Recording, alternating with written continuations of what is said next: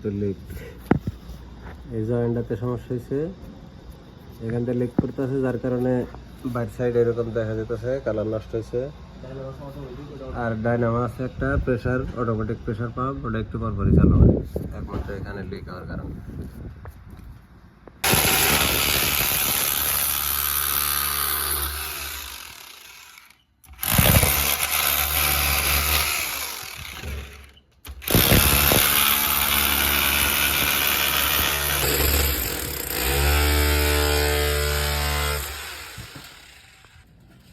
change করাইলো,